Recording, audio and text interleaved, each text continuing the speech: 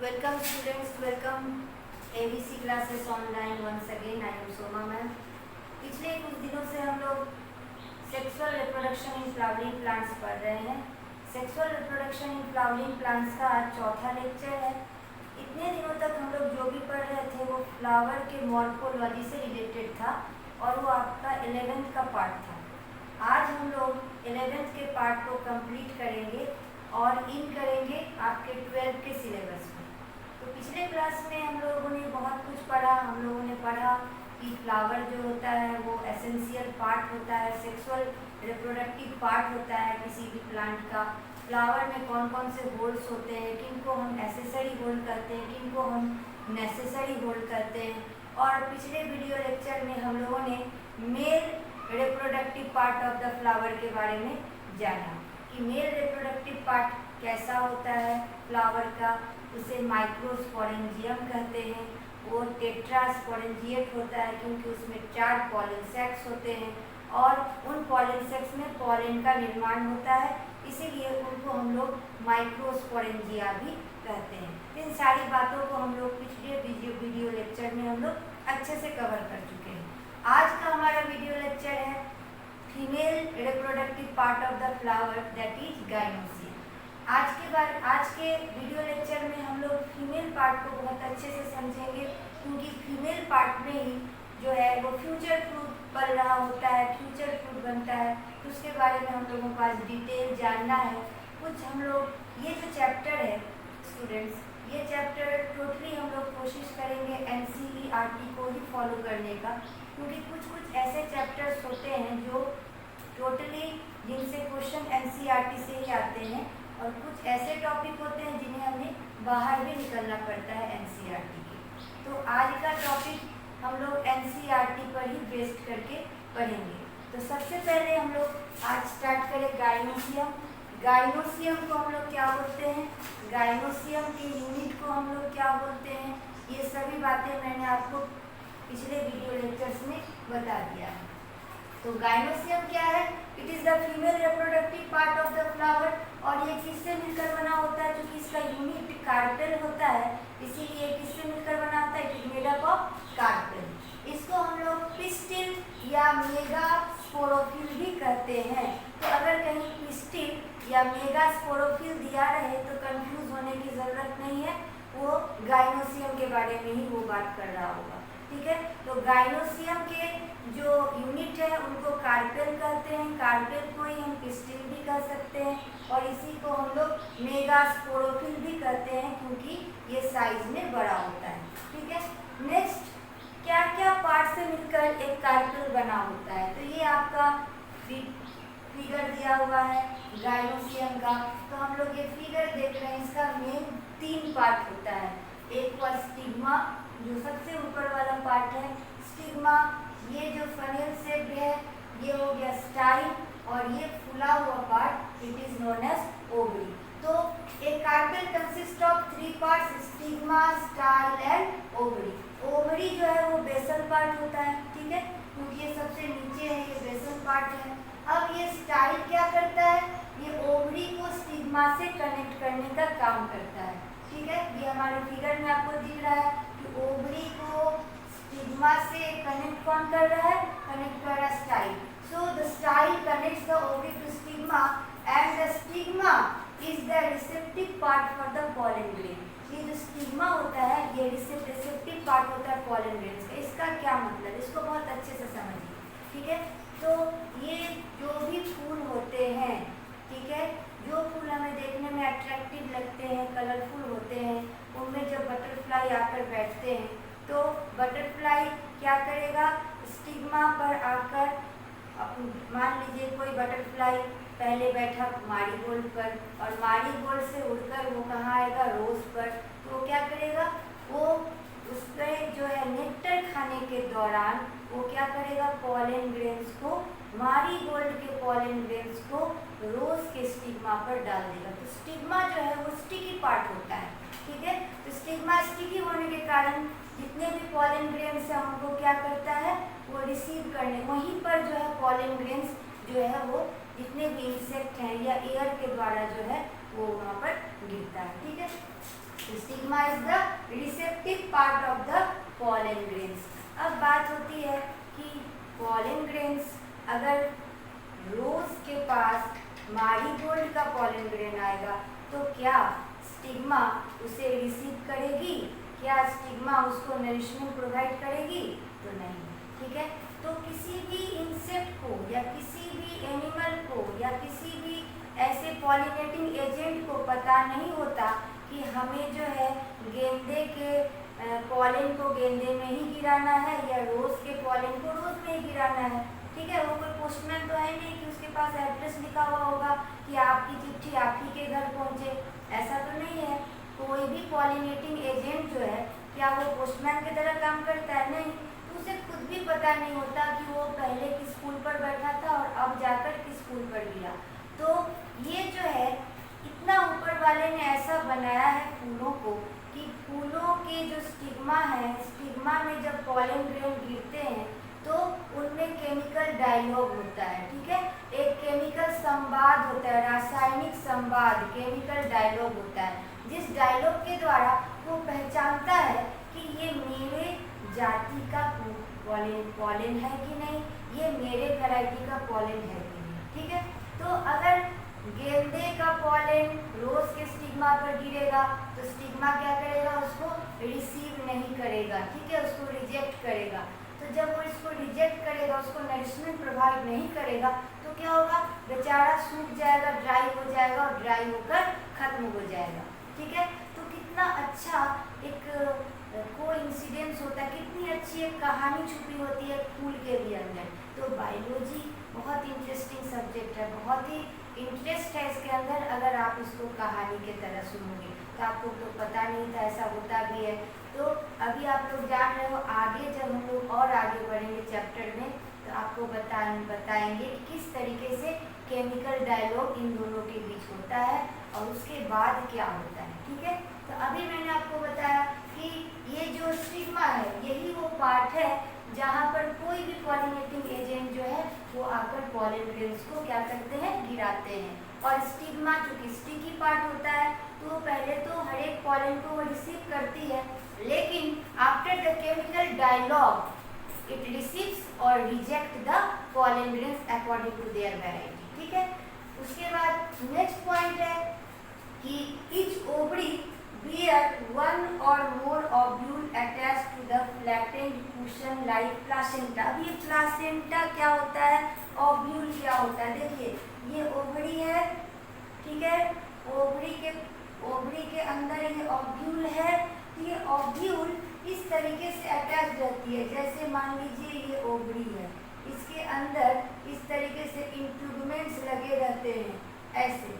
इन इंट्यूगमेंट्स के द्वारा ओव्यूल जो है वो ओवरी के साथ अटैच रहता है। इन्हीं इंट्यूगमेंट्स को हम लोग कहते हैं, इसी अरेंजमेंट को हम लोग कहते हैं प्लासेंटा। तो प्लासेंटा क्या हुआ समझ में आ गया? तो ओवरी के अंदर ओव्यूल जो फिक्स रहता है और जिस तरीके से फिक्स रहता है उस अरेंजमेंट को हम लोग कहते हैं प्लासेंटेशन। ठीक है, और ये कुशन लाइक अरेंजमेंट होता है, इसी अरेंजमेंट को हम लोग क्या बोलते हैं? प्लासेंटेशन। अब नेक्स्ट पॉइंट है कि when more than one carpel is present. अब हो सकता है कि एक से ज़्यादा कार्पेल प्रेजेंट हो, तो उस केस में हम लोग क्या कहेंगे? ठीक है, और अगर वो सभी के सभी कार्पेल जो है वो क्या हो? फ्री हो, तो उनको हम क्या बोलेंगे? ठीक है, तो example is the most important for your exam. तो ऐसा किस फूल में, in which flower the apocarpus condition is present? So the answer is lotus and rose. When more than one carpel is present as in lotus and rose and they are free, then this condition is known as apocarpus। ठीक है, तो जब एक से ज्यादा carpel present हो और सभी फ्री हो, कोई आपस में जुड़े हुए ना हो, उस कंडीशन को एपोकार्पस कहते हैं। और ये कंडीशन हमें कहाँ देखने को मिलता है? लोटस और रोज। ठीक है, नेक्स्ट है कि जब कार्पेल एक दूसरे के साथ फ्यूज्ड होंगे, कार्पेल की संख्या ज़्यादा होगी, मोर देन 2 होगी, और every carpels are fused with together, then this condition is known as syncarpous. And the example is mustard and tomato. Tomato को बीच से स्लाइस करके देखना, जैसे ही टोमेटो को स्लाइस करोगे तो तुम्हें उसमें बहुत सारे चेम्बर देखने को मिलेंगे जो कि एक साथ फ्यूज होते हैं। तो जितने भी चेम्बर आपको देखने को मिल रहे हैं वो सभी अलग अलग ओवरी थी जो कि आपस में फ्यूज कर गई है, ठीक है, सिनकार्पस कंडीशन में। तो एपोकार्पस किस फ्लावर में देखने को मिलता है? लोटस और रोज में। सिनकार्पस कहाँ देखने को मिलता है? टोमेटो एंड मस्टर्ड में। तो एग्जाम्पल आप याद रखोगे। अब जब फर्टिलाइजेशन हो जाता है, कब फर्टिलाइजेशन होगा? तभी हम चर्चा कर रहे थे कि अगर सेम वैरायटी का पॉलन गिरेगा तो क्या होगा। अगर रोज का ही पॉलन रोज के स्टिग्मा पर गिरे तो क्या होगा। तो हम लोगों के साथ भी ऐसा होता है कि घर में अगर कोई कोरियर वाला आता है तो हम लोग कभी कभी उनको पानी भी पिला देते हैं, वरना गेट से ही रिसीव किया और उसे रफा दफा कर दिया। लेकिन अगर कोई पिताजी का फ्रेंड आया या खुद का फ्रेंड आया तो क्या करते हैं? उनको बड़े इज्जत से अंदर ले जाते हैं, पानी देते हैं, नाश्ता कराते हैं, उसके बाद उन्हें अच्छे से विदा करते हैं। तो सेम थिंग इज हियर, फूलों के साथ भी यही होता है। जब उनके खुद का पॉलन वहाँ गिरेगा स्टिग्मा पर और जब उनमें केमिकल डायलॉग का आदान प्रदान होगा, ट्रांसमिशन ऑफ केमिकल डायलॉग होगा, तब क्या करेगा?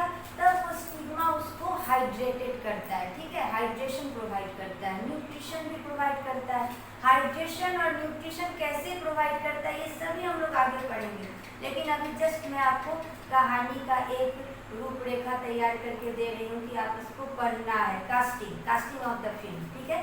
तो जैसे ही उसको न्यूट्रिशन और हाइड्रेशन मिलेगा तो क्या होगा? पॉलन का साइज बढ़ेगा कि नहीं? जैसे ही पॉलन का साइज बढ़ेगा तो वो क्या करेगा? बलून लाइक स्ट्रक्चर में कन्वर्ट होगा और पॉलन के अंदर जो मेल न्यूक्लियस है, ठीक है, उसका क्या एम है? फीमेल न्यूक्लियस तक पहुंचना, जो कहाँ प्रेजेंट है? ओवरी के अंदर, जो ऑब्यूल है उसके अंदर, ठीक है। तो जब पॉलन ट्यूब का फॉर्मेशन होगा आफ्टर न्यूट्रिशन तो वो धीरे धीरे स्टाइल का पाथ फॉलो करते हुए केमिकल कोऑर्डिनेशन के द्वारा, ये जितनी भी घटनाएं हो रही टोटली केमिकल डायलॉग के बेसिस पर, ठीक है, वो फ्यूज करेगी फीमेल न्यूक्लियस के साथ। इसी कंडीशन को हम लोग फर्टिलाइजेशन कहते हैं। तो फूलों का पॉलिनेशन अलग कहानी है, फर्टिलाइजेशन अलग कहानी। पॉलिनेशन हुआ जब पॉलन ग्रेन स्टिग्मा पर गिरेंगे, बस उस घटना को पॉलिनेशन कहते हैं, ठीक है। लेकिन जब मेल न्यूक्लियस फीमेल न्यूक्लियस तक पहुंचेगा और फ्यूज करेगा, that condition is known as reproduction, fertilisation, sorry, ठीक है। तो अब जब फर्टिलाइजेशन हो जाएगा तो क्या होगा? After fertilization, the ovules develop into seed and the ovary matures into fruit. अब इस स्ट्रक्चर को बड़े ध्यान से देखिए, ठीक है। ये जो स्ट्रक्चर है, जब फर्टिलाइजेशन हो जाएगा तो फ्यूचर सीड इसके अंदर, फ्यूचर फ्रूट है। तो ये जो ओवरी है ये किसमें कन्वर्ट कर जाएगी? फ्रूट में। और अंदर जो ओव्यूल है वो किसमें कन्वर्ट कर जाएगा? सीड में। मोस्ट ऑब्वियस बात है कि सेब जब खाते हैं तो अंदर में ना रहता है बीज तो बाहर नहीं रहता। तो चूंकि ओवरी के अंदर ओव्यूल रहता है तो क्या होगा? फ्रूट के अंदर सीड रहेगा। तो ovary is converted into fruit and ovule is converted into seed, ठीक है। यहाँ तक समझ में आया। नेक्स्ट है कि the arrangement of ovule in on placenta within the ovary is called placentation. जो अभी मैंने बताया आपको कि ओवरी के अंदर जो कुशन लाइक स्ट्रक्चर्स होते हैं जो पकड़ के रखते हैं ओव्यूल को ओवरी के अंदर, that arrangement is known as placentation. तो ये हुआ एक फीमेल पार्ट की बात, एक फ्लावर के फीमेल पार्ट में क्या क्या होता है। अब मैंने जैसे प्रीवियस वीडियो लेक्चर में आपको बताया था कोहेशन ऑफ एंथर, ठीक उसी तरीके से यहाँ भी होगा कोहेशन ऑफ कार्पेल्स, ठीक है। कोहेशन का मतलब भी मैंने आपको बता दिया था, कोहेशन क्या हुआ, एडजस्टमेंट क्या हुआ, उस पर हमें अभी चर्चा नहीं करनी है। तो कोहेशन ऑफ कार्पेल मतलब कार्पेल से कार्पेल का रिलेशन कैसा रहेगा, उस कंडीशन को हम क्या कहेंगे। तो जब कार्पेल्स फ्री रहेंगे एपोकार्पस, जब कार्पेल फ्यूज रहेंगे, जब कार्पेल की संख्या ज़्यादा होगी और आपस में फ्यूज रहेंगे तो सिनकार्पस, सिन का मतलब फ्यूज, एपो का मतलब फ्री, ठीक है। तो जिसके भी आपके एपो लगा रहे तो आप समझ जाओ कि फ्री कंडीशन है, जिसमें भी सिन रहे तो आपको समझ जाना है कि फ्यूज कंडीशन है। तो एपोकार्पस का एग्जाम्पल याद रखना है कि फैमिली रैननकुलेसी में एपोकार्पस कंडीशन देखने को मिलता है। सीन कार्पस का आपको एग्जाम्पल याद रखना है कि मोस्ट ऑफ द प्लांट्स, जितने भी प्लांट्स रैननकुलेसी को छोड़कर हमें देखने को मिलते हैं, सब में सीन कार्पस देखने को मिलता है। ठीक है, अब नेक्स्ट बात आती है कि नंबर ऑफ लॉक्यूल्स और चेम्बर। ठीक है, तो ओवरी के अंदर कितने चेम्बर हैं, इसके आधार पर हम उसको कितने भागों में बांट सकते हैं। अगर चेम्बर को ही लॉक्यूल कहते हैं तो अगर एक लॉक्यूल या एक चेम्बर रहेगा तो उसको हम कहेंगे मोनोलॉक्यूलर, दो लॉक्यूल रहेंगे तो बाइलॉक्यूलर, तीन लॉक्यूल रहेंगे तो ट्राइलॉक्यूलर, चार रहेंगे तो टेट्रा, पांच रहेंगे तो पेंटा एंड सो ऑन। ठीक है, तो इस तरीके से अगर नंबर ऑफ लॉक्यूल्स या चेम्बर के बारे में आपको एग्जाम में पूछेगा तो सिर्फ मोनो, बाई, ट्राई, टेट्रा और लॉक्यूलर लगा देना है। ठीक है, तो ये तो इतने दिनों तक जो 3 लेक्चर्स हम लोगों ने कवर किया अभी तक, ठीक है, टिल नाउ इतना भी हम लोगों ने कवर किया। टोटल हमने सिर्फ 11th का सिलेबस कवर किया, क्योंकि अगर आप लोग भी सोच रहे होंगे एनसीईआरटी रखते होंगे कि मैम ये कहाँ भटका रही है हमें, यहाँ पे कुछ और बहुत सारे बच्चे आगे पढ़ भी रहे हैं, तो आगे पढ़ रहे हैं तो उनको कुछ ज़्यादा ही मिल रहा है, टैपेटम वगैरह मिल रहा है, कैसे पॉलन ग्रेन्स ब्रश करते हैं, डेहिसेंस ऑफ एंथर, ये सब उनको मिल रहा है। और मैं जो पढ़ा रही हूँ वो सोच रहे हैं कि मैम आखिर भटका किधर रही है। तो मैं आपको भटका नहीं रही हूँ, मैं ताकि आप कहीं रास्ता भटक ना जाए, इसलिए मैंने आपको इतनी सारी रास्ताओं को दिखाया। ये सारे जो है मॉर्फोलॉजी 11th का है, बहुत सारे स्टूडेंट्स 11th पे ध्यान नहीं देते, तो अगर मैं इतनी सारी बातें आपको नहीं बताती, अब जिसके बारे में आपको जानना है उसका अगर पूरा अता पता नहीं पता रहेगा तो फिर पढ़ने का मज़ा कुछ नहीं है।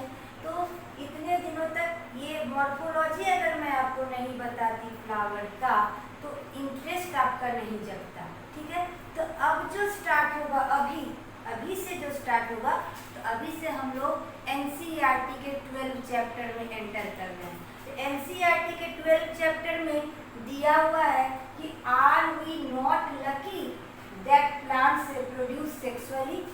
क्या हम लोग लकी नहीं है, क्या हम लोग भाग्यशाली नहीं है कि प्लांट जो है वो सेक्सुअली रिप्रोड्यूस करता है। प्लांट के सेक्सुअली रिप्रोड्यूस करने में क्या हम लोग भाग्यशाली नहीं है, ये क्वेश्चन है एनसीईआरटी का। और इस क्वेश्चन को एनसीईआरटी ने एक पूरे पैराग्राफ में डिफाइन किया है। ठीक है, कि क्या प्लांट अगर सेक्सुअली रिप्रोड्यूस नहीं करता तो क्या हमें फ्लावर मिलते, या जस्ट ऐसे कहें कि अगर फ्लावर नहीं होते तो क्या प्लांट सेक्सुअली रिप्रोडक्शन कर पाता, सेक्सुअली रिप्रोड्यूस कर पाता, नहीं कर पाता। तो फ्लावर एक ऐसा चीज़ है जो कि हम लोग हर एक इमोशन के लिए, हर एक इमोशन के एक्सप्रेशन के लिए उसका यूज़ करते हैं। अगर हमें किसी को लव का इजहार करना, एक्सप्रेशन ऑफ लव में भी हम फ्लावर देते हैं। अगर हम कोई मर गया तो उनके अंतिम संस्कार में भी हम फ्लावर लेकर जाते हैं। हमारे घर में पूजा होती है तो वहाँ भी फ्लावर का काम होता है। तो ये कहें कि in different moments of our life, in different expressions of our life, flower play an important role. ठीक है, तो अगर फ्लावर ना होते तो सेक्सुअल रिप्रोडक्शन प्लांट में नहीं होता, या सेक्सुअल रिप्रोडक्शन प्लांट में नहीं होता तो फ्लावर भी हमारे आसपास नहीं होते। तो फ्लावर जो है एक कड़ी है इवोल्यूशन की भी। फ्लावर ये बताती है कि कैसे कैसे इवोल्यूशन हुआ, फ्लावर वो बताती है कि कैसे कैसे फ्रूट बने। ठीक है, तो ये एक इवोल्यूशन की कड़ी भी है फ्लावर। इसीलिए फ्लावर जो है वो हम लोग बहुत लकी हैं कि प्लांट सेक्सुअली रिप्रोड्यूस करता है और आफ्टर द सेक्सुअल रिप्रोडक्शन हम लोगों को फ्लावर मिलता है। ठीक है, अब जो है एक टर्म दिया हुआ है एनसीईआरटी में, तो मैं आपको एक समरी की तरह मैंने आपको बताया, लेकिन आप किताब में इसको पढ़ोगे। ठीक है, मेरा काम है एनसीईआरटी पर आपका ध्यान, अटेंशन करवा देना, ताकि मैं जो लेक्चर आपको दे दूँ उसके बाद जब आप एनसीईआरटी पढ़ो तो आपको बिल्कुल क्लियर हो जाए, ठीक है। तो ऐसा नहीं है कि अब मैं एक एक लाइन खोलकर आपको क्लास में ही बताते चलूँ कि ये लाइन है, ये लाइन है, ये लाइन। मैंने मेन लाइन को यहाँ पर उठाया कि are we not lucky that plants reproduce sexually, तो इसके बारे में पूरा का पूरा पैराग्राफ दिया हुआ है, उसका क्या समरी है, क्या कहना चाहता है एनसीईआरटी, मैंने आपको बता दिया।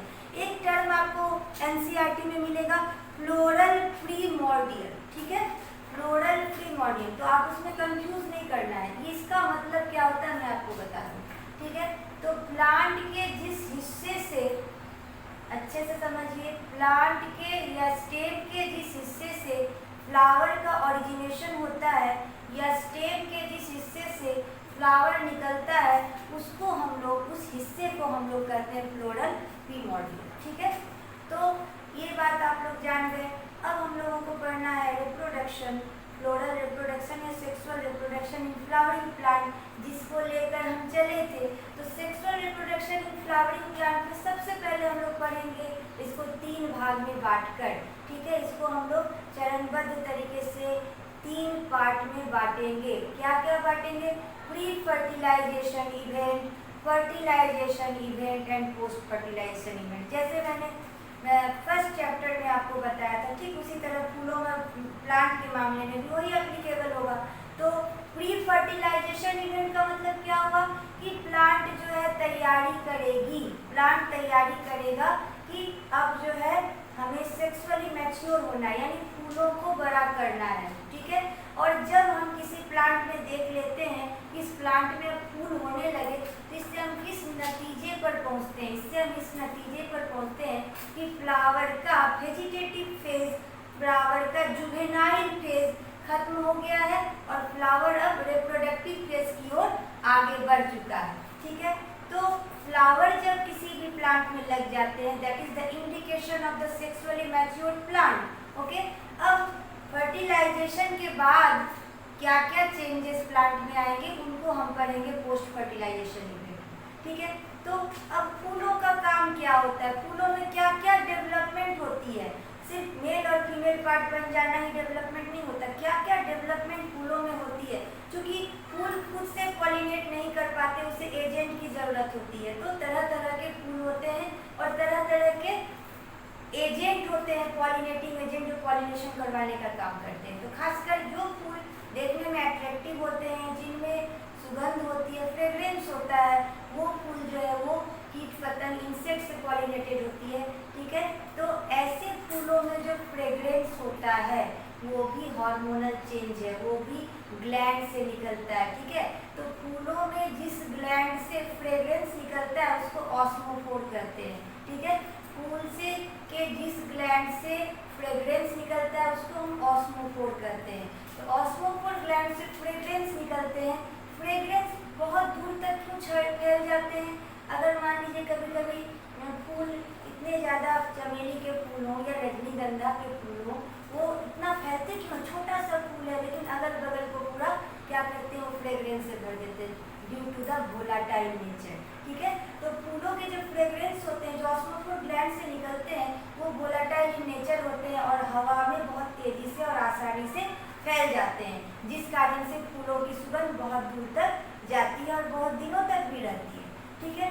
तो इन सभी के बारे में हम लोग आगे और पढ़ेंगे, इंटरेस्टिंग बातों को हम लोग समझेंगे कि किस तरीके से फूलों में आगे जो है मेल पार्ट अभी हम लोग पढ़ चुके हैं, एंड्रोसियम और गाइनोसियम, किस तरीके से माइक्रोस्पोरेंजिया में माइक्रोस्पोर्स बनते हैं। जब माइक्रोस्पोर्स बन जाते हैं तो किस तरीके से वो नेचर में डेहिसेंस होते हैं, कैसे मेगास्पोर्स बनते हैं मेगास्पोरेंजिया में, और फिर उनका क्या फेट होता है, इन सभी के बारे में हम लोग नेक्स्ट वीडियो लेक्चर से स्टार्ट करेंगे। तो कहने का मतलब हुआ कि आज से आपका जो है 12th का जो मेन बेसिक चैप्टर है वो स्टार्ट हुआ। तो मेरे ख्याल से आप लोग अच्छे से पढ़ रहे होंगे। पूरा का पूरा लेक्चर आप लोग बोर्ड से कवर करेंगे, लिखेंगे। जहाँ भी आपको प्रॉब्लम आएगा वो कमेंट बॉक्स में जाकर पूछेंगे या डायरेक्ट हमें फोन पर पूछ सकते हैं। तब तक के लिए goodbye and thank you.